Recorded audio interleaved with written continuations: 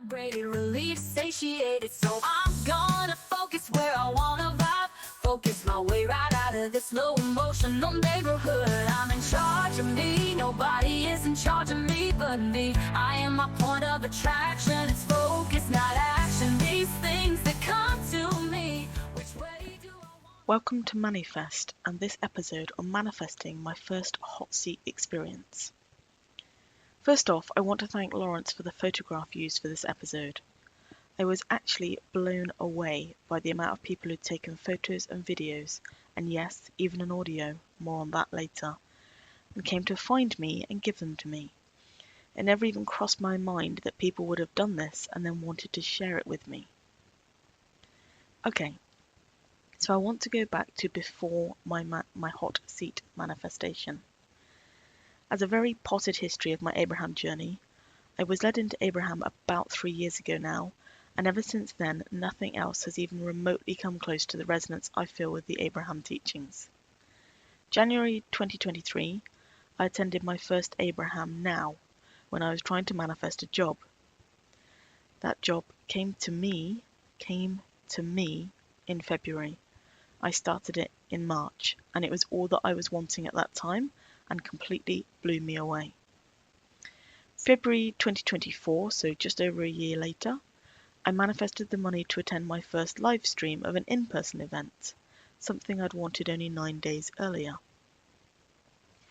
4 months later, I attended my first in-person event, which was in Amsterdam. I went to that event with a huge burning desire to allow myself to keep growing, to line up with the expansion in myself because I knew I was holding myself back. I raised my hand, all event. Last month, I attended my first Abraham cruise. At 3 a.m. on the first day of the cruise, I submitted my resignation to my employer with the absolute knowing that this was exactly the right time to send it in, even though everyone around me wanted me to wait till I knew what I was going on to first. I again raised my hand all through the workshops. During the event, the inspiration for this channel came through. More about that on the Origins of Manifest episode, which I'll link to below. In the last couple of weeks, and while working on the Manifest channel, I received the inspiration to write 2 songs with Abraham-based lyrics, which you heard me mention in the hot seat.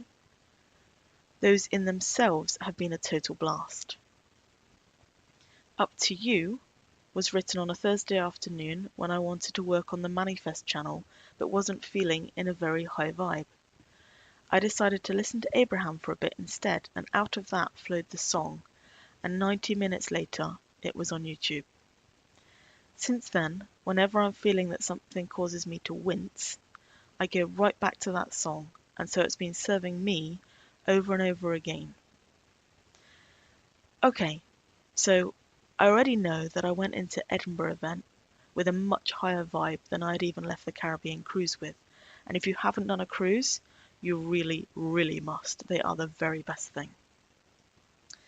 A friend and I queued at Edinburgh from around 9:30 each morning, and we got end of row seats, and she'd always say to me that I should sit on the end, right on the end seat, because I was going to go up in the hot seat. I love that she had this faith for me. And yes, I raised my hand almost every time, except during the second session of Sunday workshop, when I received some news to say that one of my chickens had become non-physically focused. And I just wanted to take a few minutes to process the news, because if you know me at all, you'll know that my chickens are my little love troop who make up a large chunk of those I love to hang out with.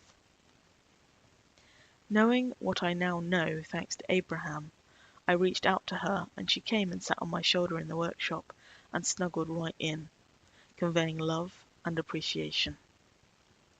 As I took a moment to experience this, I thought that now I wasn't in the right vibe to go up to the hot seat, so I focused on shifting back to the higher vibrations, while still holding resistance around not knowing the right question to ask or how to ask it, until I just thought, fuck it, I want to be up in the hot seat because I want to know how it feels.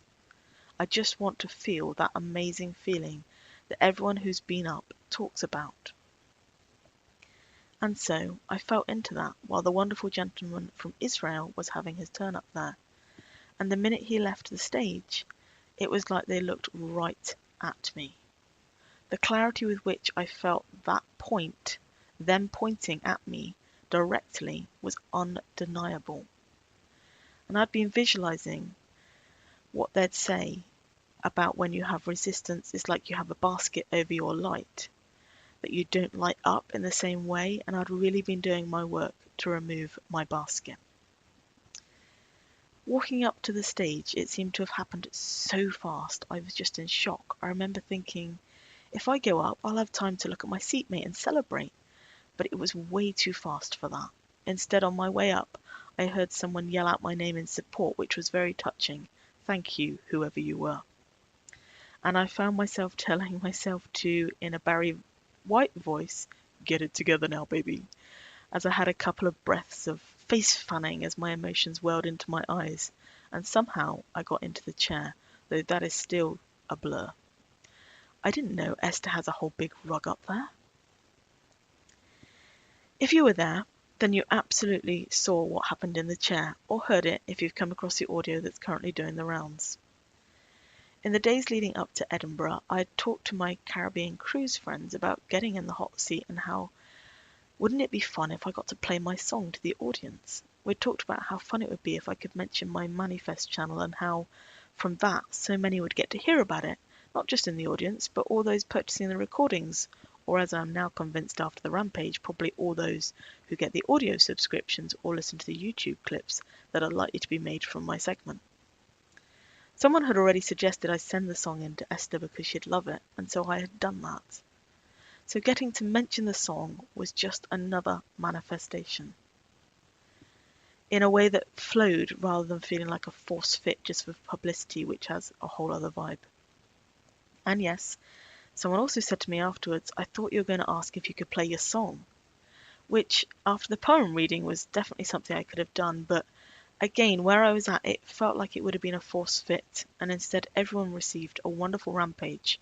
And so you now have the Rampage and the link to the song, which is in the description below this video. So at the end of Saturday's workshop, my Caribbean cruise friends had asked what my number one takeaway was from that day. And that was what Abraham had said about what lights you up. Spend 90% of your time doing that. And if you can't spend 90% of your time doing that, then spend 50% of your time. And so I'd been thinking about what is it that lights me up. And for me, it is absolutely things like the experience I had creating my latest song. But then the resistance piece that immediately popped in after that was around the money piece. And so when they spoke about being up to speed with who you're becoming, it resonated so much. And yet I also knew that I had this very long-standing piece of wanting to understand the vibrational aspect of money and my resistance around creating money.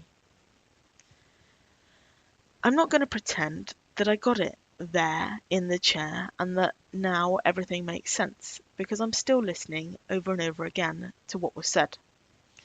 And I think that I'm still partly in an asking vibration, which is different to the allowing or hearing the response vibration.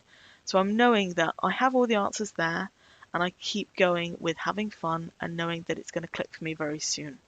I definitely am not feeling the lack that I was prior to asking. In the meantime, I got rather distracted by getting an up-close view of Esther's friendship bracelets that I noticed she was wearing that day and I hadn't seen her wear before. I'm going to guess they were made by Kate. When I heard that Kate had made them and that they were selling them, I just laughed because I created Abraham friendship bracelets last year and had given them to friends and had actually thought about selling them too. It was like we somehow had synced up. So seeing those up close was another manifestation. And then, can we talk about the Rampage? The Rampage that Abraham broke into? So from where I was in myself in the hot seat, it didn't feel to me, and maybe this is my resistance, so aimed at answering my question. But more that I was a cooperative component to all those listening to receive something really special.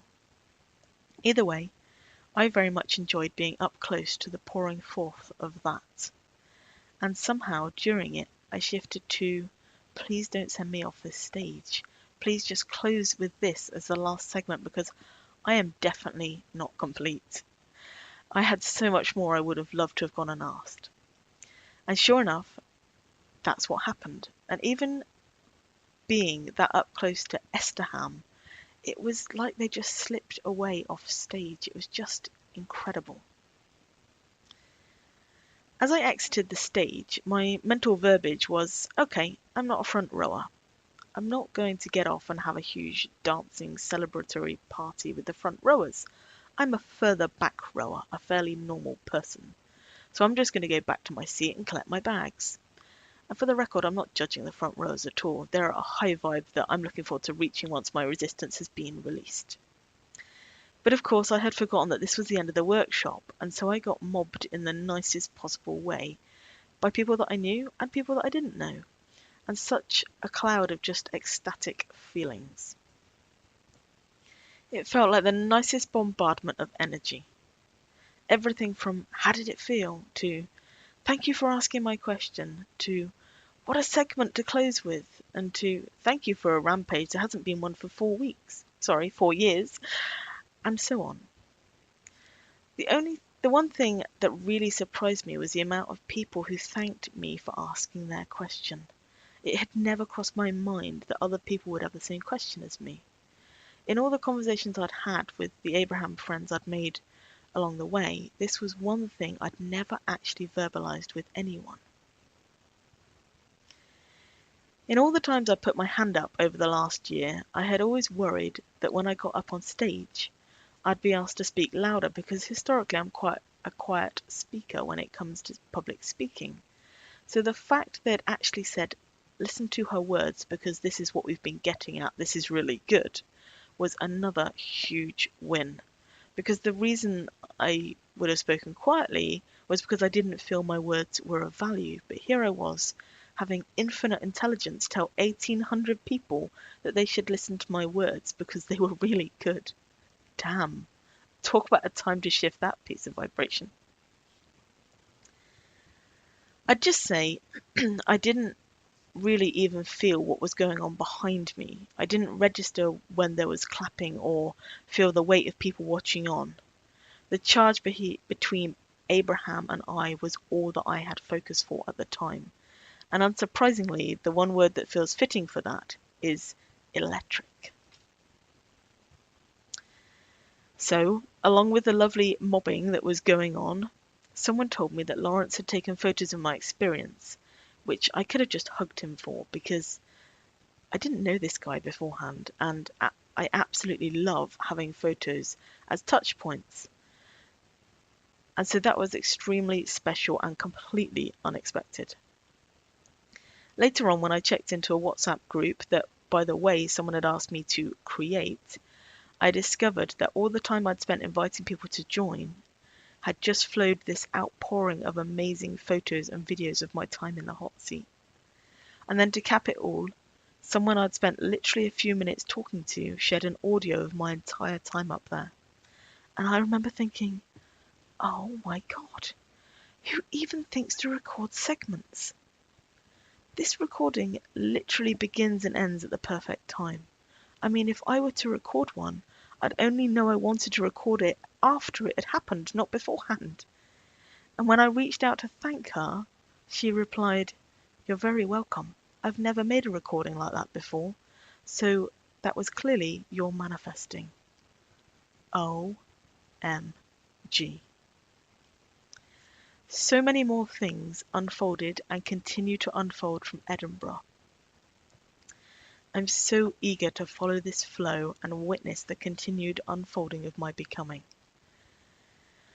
So many ways that remind me it's the next logical step that I'd expect to be up to speed with all I'm becoming. I've already synced up with other Abrahamers who have given me evidence of how I can more than do what my creative side wants to do, how I can spend 90% of my time doing what lights me up and creating money at the same time. And that syncing up with those people felt like a chance encounter due to connecting over our blue hair. But of course it absolutely wasn't. It was the universe's path of most allowance into what I've been desiring, now that I was ready and open to hearing it. Well, I'm sure there's 100 more things I could tell you about the whole experience, so if you have questions, please drop them in the comments below and I'll do my very best to answer them. And so for now, happy manifesting. So I'm gonna focus where I wanna vibe. Focus my way right out of this low emotional neighborhood. I'm in charge of me, nobody is in charge of me but me. I am my point of attraction, it's focus, not action. These things that come to me, which way do I wanna look? Can I let myself off the hook? What do I wanna see? It's time to take notice of where it is that I'm focused, because that's what it